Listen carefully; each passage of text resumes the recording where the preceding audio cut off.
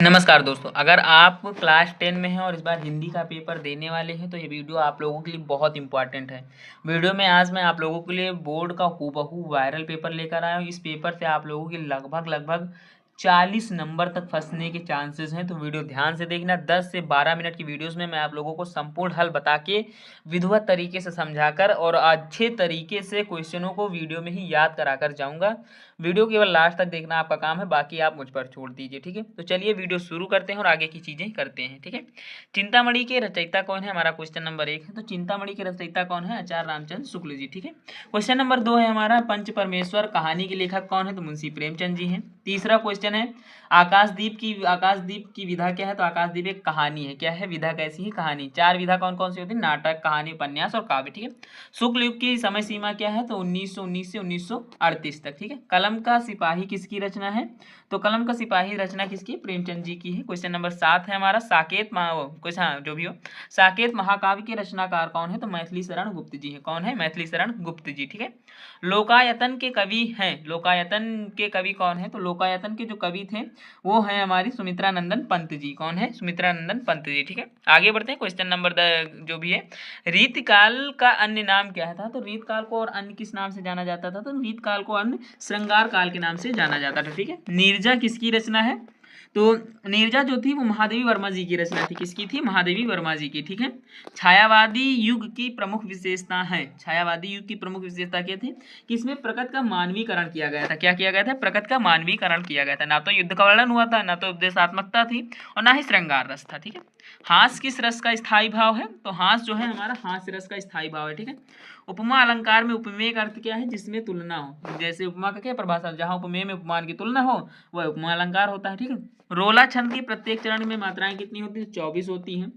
उपदेश शब्द में उपसर्ग क्या है, तो उपदेश शब्द में जो उपसर्ग है हमारा उप है। क्या है, उप है, ठीक है। तिरंगा में कौन सा समास है, तो तिरंगा में देखो रंग का अगर कहाँ भी गिनती का होगा, गिनती होगी तो वहां पे द्विग समास आप लोग बिना कुछ सोचे समझे आंख मूंद के लगाकर चले आइएगा, सही हो जाएगा, ठीक है। क्वेश्चन नंबर अगला है हमारा, अग्नि का तद्भव रूप क्या है, तो अग्नि का जो तद्भव रूप है हमारा वो कौन है, आग। क्या है, गाँव में नहीं कहते हैं आग जला दो, आग बारो, ये सारी चीजें तद्भव में आती है, ठीक है। इत्यादि का सही संधिविच्छेद क्या है, देखो संधिविच्छेद सभी है इसमें, लेकिन इत्यादि का सही संधिविच्छेद क्या है ये पूछा गया है क्वेश्चन। तो इसका सही संधिविच्छेद है इति धन आदि। क्या है, इति धन आदि, ठीक है। अगला क्वेश्चन हमारा, पठत किस लकार का रूप है, पठत किस लकार का रूप है, तो पठत किस लकार का रूप है, इसका अगर सही आंसर आप लोग को बताएं तो इसका इसका सही आंसर है लोट लकार। किस लोट लकार का रूप है, लोट लकार का, ठीक है। हसत रूप है, हस धातु का मतलब हसत जो रूप है वो हस धातु की किस का है, तो मध्यम पुरुष एक वचन, मध्यम पुरुष एक वचन का, ठीक है। अब यहाँ से आप लोगों के 20 क्वेश्चन के आंसर समाप्त होते हैं। बहुत स्पीड में मैंने 3-4 मिनट में आप लोगों को सभी क्वेश्चन के आंसर बता दिए। अब यहाँ से आप लोगों का शुरू होता है गद्यांश आधारित प्रश्न, जो कि मैं 7 उत्तर लेकर आया हूँ, सिर्फ आप लोगों को समझाने का प्रयास करूंगा, ठीक है। देखो गद्यांश आधारित प्रश्न क्या है, विश्वास मित्र की बड़ी रक्षा होती है, जिसे ऐसा मिल जाए उसे समझना चाहिए कि खजाना मिल गया, ठीक है। ये एक लाइन है इसकी। अब इस लाइन में क्या है, उत्तर संदर्भ आप लोगों को सबसे पहले संदर्भ पूछा जाएगा। तो प्रस्तुत गद्यांश हमारी पाठ्य पुस्तक के मित्रता पाठ से लिया गया है। इसके लेखक आचार्य रामचंद्र शुक्ल जी हैं, ठीक है।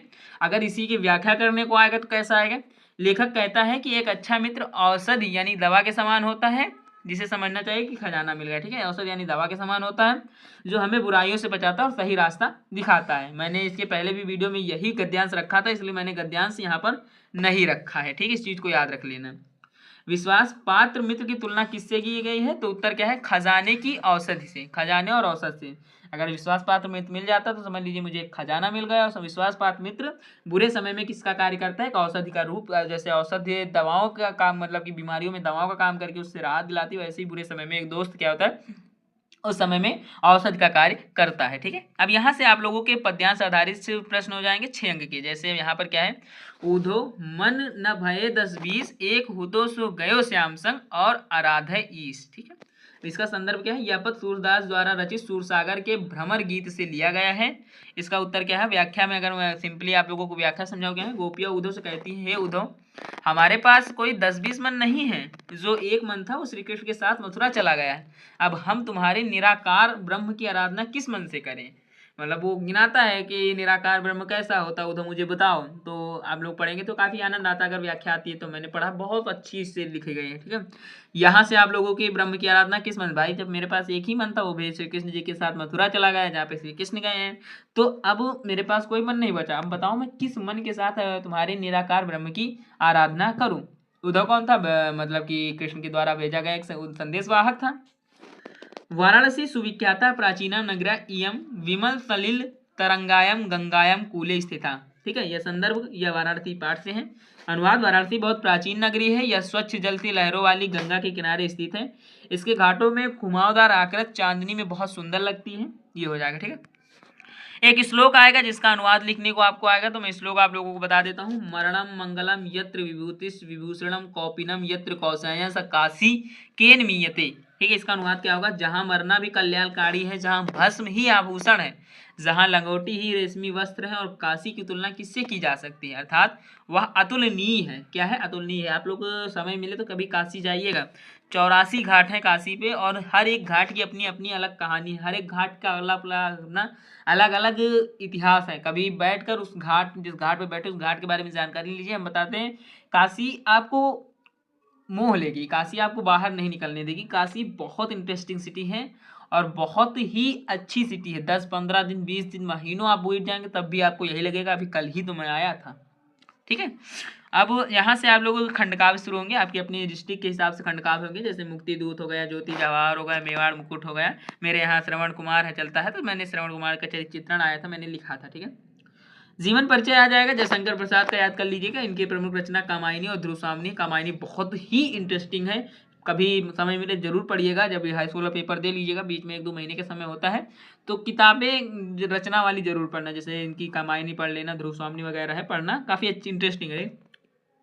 कवि तुलसीदास को याद कर लेना। इनकी प्रमुख रामचरितमानस तो हर हिंदू मतलब कि हर उसमें पढ़ी जाती है। विनय पत्रिका हो गया। कंठस्थ श्लोक कोई आएगा 2 अंक का, जैसे सर्वे बंधु सुखिना सर्वे संद्राण सर्वे भद्राण पश्यन्तु मा कश्चित् दुख भाग भवेत्, ऐसा करके आप लोग लिख सकते हैं। या फिर आप लोगों को कोई भी और याद हो तो वो भी कंठस्थ श्लोक में लिख सकते हैं। ठीक है, संस्कृत के उत्तरांगे, जैसे यहाँ पर क्या है, वाराणसी कस्य नद्या कूले स्थिता। तो वाराणसी गंगाया कूल स्थिता, मतलब वाराणसी किस नदी के कूल, मतलब किस नदी के किनारे बसा है, तो गंगा नदी के किनारे बसा है।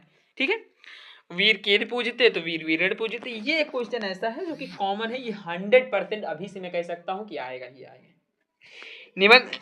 निबंध लेखन आएगा। जैसे यहाँ पर मैं सिंपली आप लोगों को बता दूं, पर्यावरण प्रदूषण पे आप लोग तैयार कर लीजिए। आप लोगों को 100% पर्यावरण प्रदूषण पे मिलने वाला है निबंध, तो उसी के और तैयार कर लीजिए। क्या क्या तैयार करना, समस्या और समाधान। मैं कुछ टॉपिक यहाँ पे लिख दिया हूँ, जैसे प्रस्तावना हो गया, प्रदूषण के प्रकार, वायु जल ध्वनि, फिर हानियाँ, सुधार के उपाय, क्योंकि इससे कोई लाभ तो होता नहीं, तो सुधार के उपाय, फिर अंत में उपसंहार। उपसंहार में सभी से 2-2, 3, 1-1 लाइन से सोच के लिख लीजिएगा, हो जाएगा। ठीक है, मैंने कहा था बहुत स्पीड में मैं आप लोगों को चीज़ें समझाऊंगा, तो बहुत जानकारी के साथ मैंने चीज़ें दी हैं।